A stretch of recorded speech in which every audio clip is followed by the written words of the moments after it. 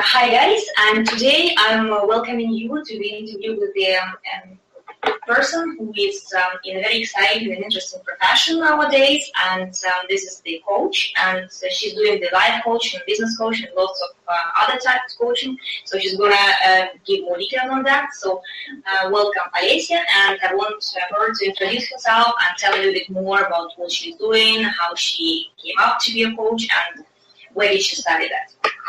Hi everyone, my name is Alyssa and I'm originally from Latvia. I'm based in Ireland, in Dublin, since many years now, since I think around 8 years. And I suppose my path to coaching was through, there was a little story about it. But long story short, I failed one skill assessment in the workplace where I used to work. And the person who gave me feedback gave it to me in a very blunt and very direct way, and which made me very upset. And when I went to him to ask why did he do it that way, he said, maybe you should go for coaching. At that time, I didn't know what coaching is. I thought it was something completely crazy, very not for me. I had no idea what that was. But then he explained to me what it is, and he said that from what he sees, coaching would be perfect for me, like a good skill to acquire. And a year from then, I was in a coaching course in Dublin. I went to Irish Life Coach Institute, and I graduated. That is now about 4 years ago. And I've been coaching since. I've been coaching both in the corporate environment and outside, so different topics, business and life coaching, which actually I don't really separate them because it's pretty much the same thing. Because at the end of the day, any type of coaching can be drilled down to our thoughts, our attitudes and behaviors.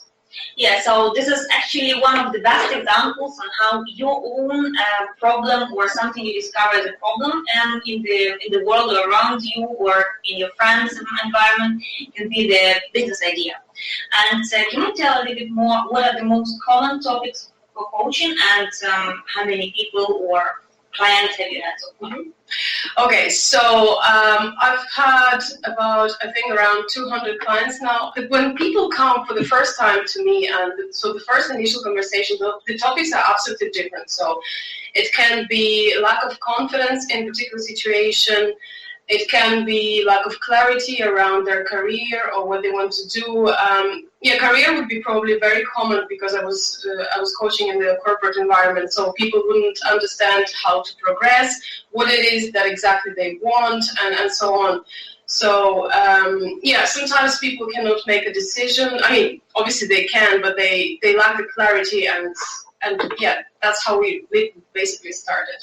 Okay, that's fantastic. So the most common topic you're coaching currently is the career, right? Yes. So more like life type of coach. Yes. Okay, so that's kind of a good point. If you are looking to do something in your business and you're stuck on where to go and which direction, and maybe you need a bit of a personal approach to what you need to do.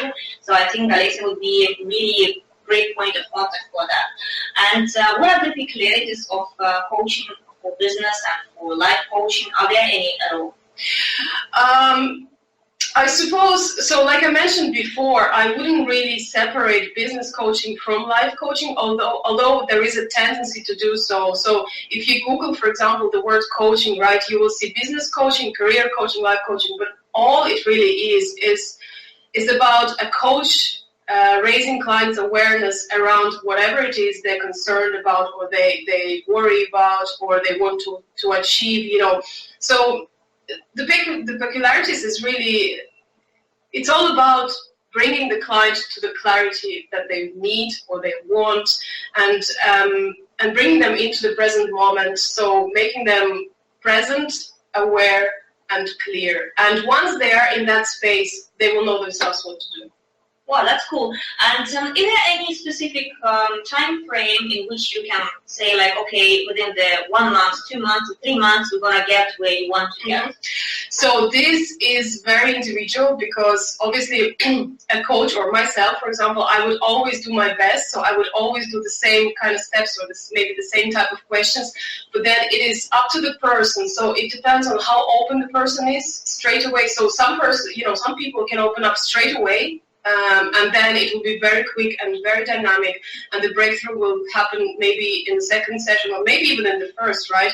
But some people might need a bit more time to build up the trust and so on, and it might be a bit gradual. So, for example, when I went to the coaching myself, it took me a good few sessions. It took me about between 6 and 10 sessions, because it was really a new concept for me, and I had to get used to it. I had to get used to the person who's listening to me, and it's a person that I don't know, and I had to actually believe that they don't judge me, that they are, that I can trust them and so on. So I suppose it's individual. What would you say coaching in person, like sitting in one room, versus coaching on Skype? Because I know that you are providing also the coaching sessions for the remote clients on Skype.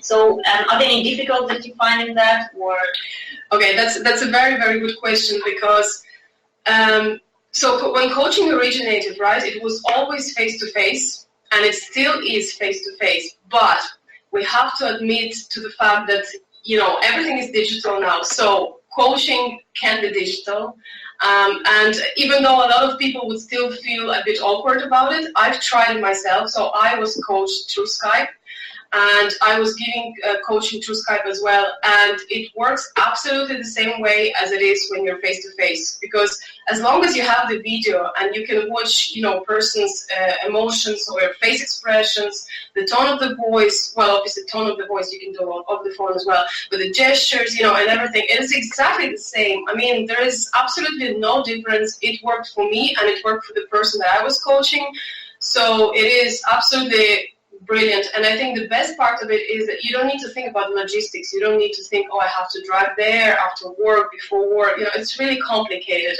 especially if you're in a busy lifestyle, if you're an entrepreneur or you're trying to start up a company.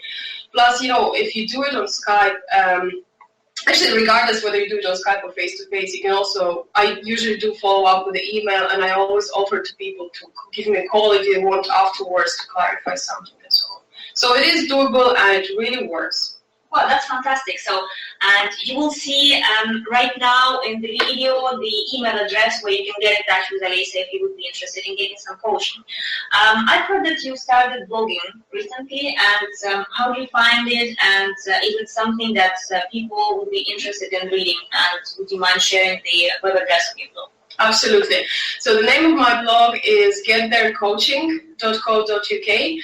And I'm new to blogging, but I've always loved writing, because I feel that at times, maybe because English is not my native language, but I love putting my thoughts into through creative process into a certain way and in a clear way, so that people can then benefit from it. And the idea of this particular blog is that I want to give very simple tips in each of the blog posts. So whether it is I explain that what coaching is, or maybe simple tips, because coaching is simple. It's very, very simple in itself. So there's so much information about it that people get confused and they kind of avoid it, right? So the idea is to make it very, very simple and bring in a lot of life examples, especially my own examples, because I learned about it and I got passionate about it from experiencing it. So yeah, definitely stay tuned to the blog.